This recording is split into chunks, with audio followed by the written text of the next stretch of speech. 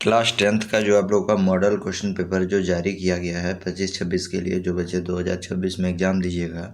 Subject देख लिया आप लोग का जो है सोशल साइंस है।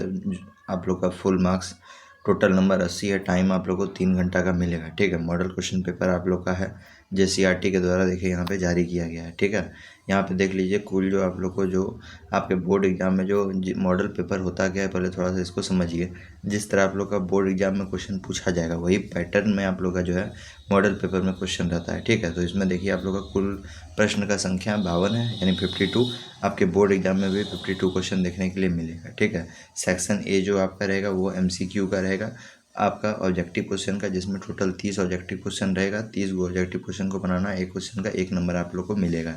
सेक्शन बी में आप लोग का क्वेश्चन 31 से लेकर 38 तक, मतलब 31 से लेकर 38 तक रहेगा। टोटल 8 क्वेश्चन होगा, लेकिन आपको 8 को नहीं बनाना है, सिर्फ 6 को बनाना है। ठीक है, एनी 6 कोई भी 6 को बनाना है। एक क्वेश्चन बनाने पर आपको 2 नंबर मिलेगा। ठीक है, अब आप लोग सेक्शन सी पे आ जाइए। सेक्शन सी आप लोग का 39 से लेकर 46, मतलब यहाँ पे भी 8 क्वेश्चन रहेगा, लेकिन आपको बनाना है एनी 6, मतलब कोई जो है किन्हीं 6 प्रश्न को आप लोग को बनाना है, जिसमें से एक क्वेश्चन बनाने का आपको 3 नंबर मिलेगा। सेक्शन डी में आ जाइएगा तो आपको 47 से लेकर 52, मतलब 6 क्वेश्चन रहेगा, लेकिन किसी 4 को बनाना, एनी 4 4 को बनाना, जिसमें एक क्वेश्चन बनाने पर आपको जो है 5 नंबर मिलेगा। ठीक है, ये आप लोग का कुछ इंस्ट्रक्शंस था, इसको समझ गए। अब चलिए आते हैं क्वेश्चन पे।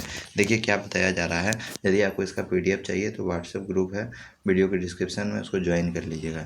देखिए यहाँ पहला क्वेश्चन है, राष्ट्रवाद की पहली अभिव्यक्ति किस क्रांति के साथ हुई। ठीक है, राष्ट्रवाद का जो पहली अभिव्यक्ति है वो किस क्रांति के साथ हुआ था, तो वो फ्रांसीसी क्रांति था। ठीक है, आपको क्वेश्चन इस तरह पूछ सकता है। देखिए मॉडल पेपर में जो क्वेश्चन है वो सेम टू सेम आपका एग्जाम में नहीं आएगा, लेकिन जो चैप्टर से क्वेश्चन आया है वही चैप्टर से आपका क्वेश्चन आएगा। जैसे ये पहला चैप्टर से आपका क्वेश्चन है वही आएगा। ठीक है, अब आपको यहाँ पे ऐसे क्वेश्चन पूछ सकता है कि फ्रांसीसी क्रांति कब हुआ था, तो ये आप लोगों का कब हुआ था क्वेश्चन आप लोग अपने से भी लिख सकते हैं कॉपी में।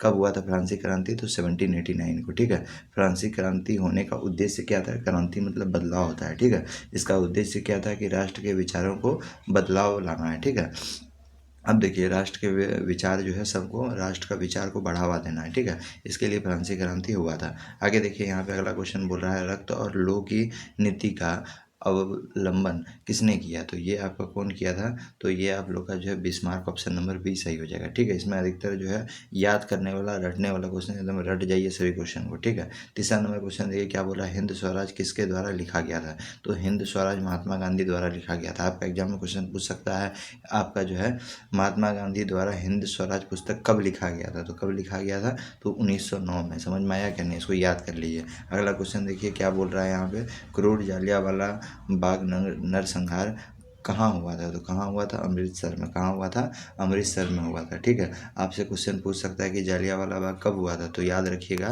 13 अप्रैल। कब याद रखिएगा, 13 अप्रैल 1919 को। ठीक है, 1919 को हुआ था। ठीक है, जालियांवाला बाग। जालियांवाला बाग आपसे पूछ सकता है कहाँ होगा, तो आपका अमृतसर में होगा। ठीक है, अमृतसर में हुआ था। ठीक है, जनरल डायर द्वारा गोली चला दिया गया था। आगे देखिए यहाँ पे देखिए क्या बोल रहा है, 55 नंबर क्वेश्चन, सिल्क रूट का अर्थ क्या होता है। रूट मतलब होता है रास्ता, रूट मतलब क्या होता है, रास्ता। ये जो सिल्क रूट है वो 2 देश को जोड़ता है। तो कौन 2 देश को जोड़ता है, याद रखिए कौन 2 देश का रास्ता को जोड़ता है, चीन और रोम को। ठीक है, अगला देखिए यहाँ पे 6 नंबर क्वेश्चन क्या बोल रहा है, आर्थिक महामंदी की शुरुआत कब हुई थी। आर्थिक महामंदी का शुरुआत जो है कब हुआ था, तो देखिए बच्चा वाला क्वेश्चन है, 1932 को हुआ था। महामंदी मतलब क्या होता है, आदमी के पास पैसा नहीं है लेकिन मार्केट में सामान बहुत है, इसी को हम लोग महामंदी बोलते हैं। ठीक है, आगे देखिए 7वां नंबर क्वेश्चन, आलू का जो है अकाल किस देश में पड़ा था, तो आयरलैंड में पड़ा था। किस में पड़ा था, आयरलैंड में पड़ा था। रट लीजिए सभी क्वेश्चन को। भारत में पहली प्रिंटिंग प्रेस किन लोगों के द्वारा लाया गया, प्रिंटिंग प्रेस है ना, प्रिंटिंग प्रेस जो आप लोग का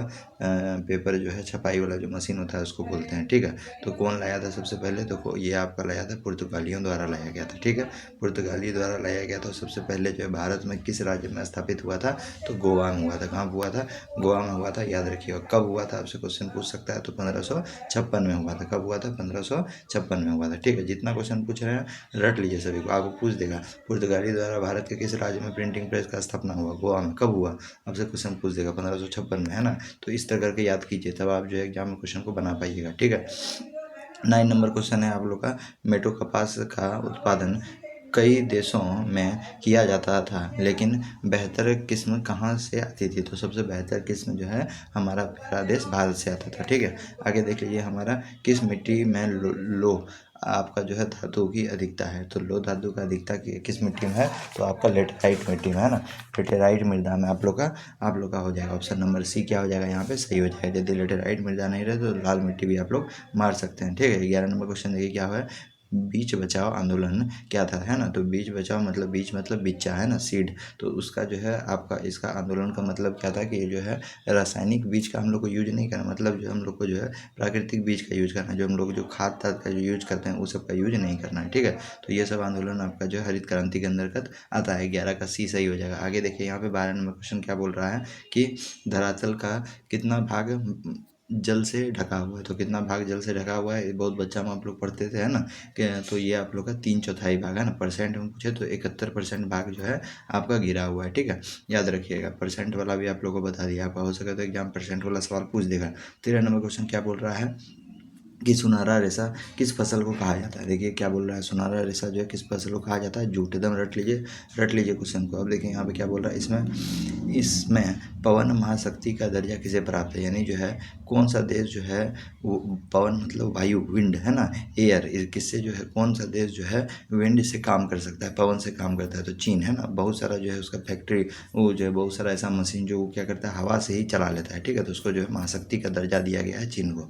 15 नंबर क्वेश्चन देखिए क्या बोल रहा है, भारत में जूट उत्पादन में किस राज्य का महत्वपूर्ण स्थान है? तो किस राज्य का महत्वपूर्ण स्थान है? पश्चिम बंगाल। किसका है? पश्चिम बंगाल। ठीक है, 15 का आप लोग का बी हो जाएगा। 16 नंबर क्वेश्चन देखिए सबसे लंबा राष्ट्रीय राजमार्ग है यानी एनएच कौन सा है? सबसे बड़ा एनएच कौन सा है? तो NH 517 कोई नहीं है, इनमें से कोई नहीं है। देखिए यहाँ पे ऑप्शन में नहीं दिया है ना, which is the longest national highway. तो NH आप लोग का याद रखिएगा NH 44। ठीक है, NH 44 सबसे लंबा होता है। आपको क्वेश्चन दे देगा NH 44।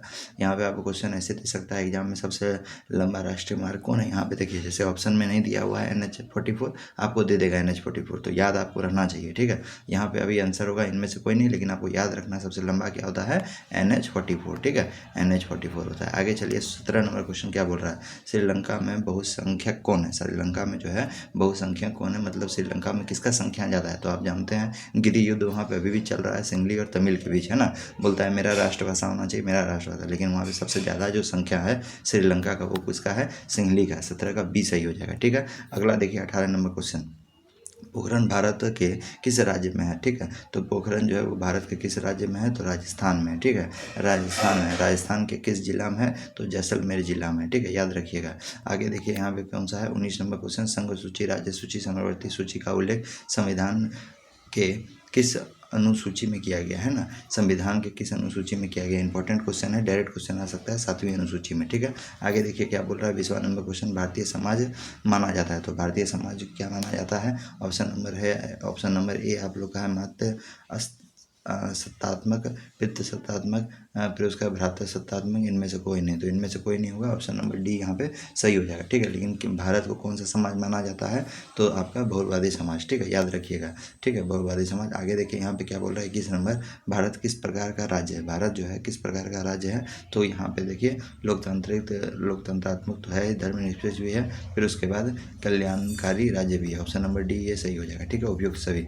आगे देखिए एक चीज़ गौर कर रहे हैं, जिसमें उपयुक्त सभी है इनमें कोई नहीं रहता है वही आंसर सही होता है। ठीक है, तो एग्जाम में ये चीज़ में गौर कीजिएगा। आपका यदि ऑप्शन में उपयुक्त सभी है इनमें सभी रहे ना, या इनमें से कोई नहीं, वही ऑप्शन सही होगा। आँख कान बंद करके आप टिक मार सकते हैं। ठीक है, 3-4 बार से यही हो रहा है, 3-4 साल से। अगला क्वेश्चन देखिए क्या बोल रहा है, वामसेप किसका आंदोलन था, है ना। तो ये जो आप लोग का जो वामसेप है ये किसका आंदोलन था, इसका आपको बताना है। तो इसका सही आंसर क्या हो जाएगा? ऑप्शन नंबर बी हो जाएगा, कर्मचारी का था। ठीक है, आपको यदि पूछेगा कि वामसेप आंदोलन जो है कब शुरुआत हुआ था इसका, तो जो है 1978। ठीक है, 1978 याद रखिएगा।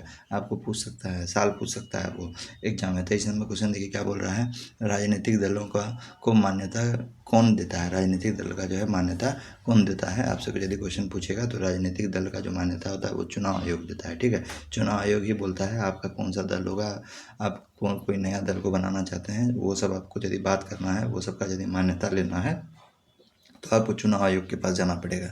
24 नंबर क्वेश्चन देखिए क्या बोल रहा है, इसमें किस देश में एक दलीय शासक व्यवस्था है ना, तो एक दलीय शासन व्यवस्था जो है चीन में है। एक दलीय शासन व्यवस्था किसमें है? चीन में है, ठीक है। चीन में है, उत्तर कोरिया में होगा, क्यूबा में होगा, वियतनाम में होगा, है ना। ये सब जगह में जो है आपका क्या होता है? एक दलीय शासन व्यवस्था होता है। आगे देखिए 25 नंबर, भारत में लोकतंत्र की सफलता में क्या बाध्य है? तो कौन सा बाध्य लोकतंत्र की सफलता में? गरीबी, है ना। फिर उसके मतदान का दुरुपयोग, फिर उसके बाद यहाँ पे अशिक्षा, देखिए उपयोग, सभी यही आंसर सही हो गया। देख रहे हैं, जो हर समय कॉमन आपको आएगा टू जी। 26 नंबर में देखिए, भारत के किस राज्य की प्रति व्यक्ति आय सबसे कम है? तो प्रति व्यक्ति आय सबसे कम बिहार का है, ठीक है। उसके बाद झारखंड का है, उसके बाद यूपी का है, ठीक है।